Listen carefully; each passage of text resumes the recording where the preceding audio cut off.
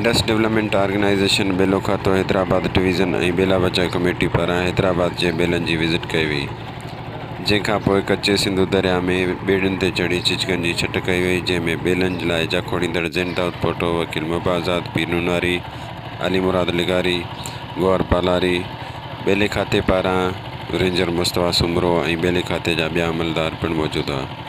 छट दौरान कचे में आयल पाणी करे बेलनि जो नुक़सानु थियो, उन बाबति गौर वीचार कयो वियो।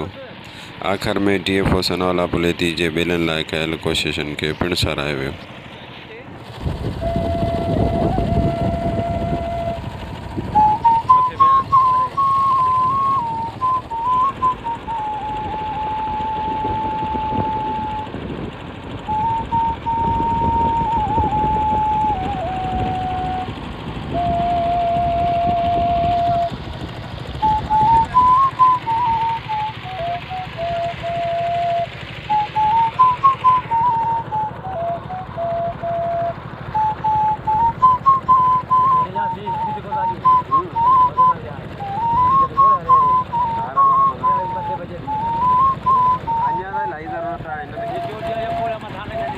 अच्छा मथे आया छटे आयो।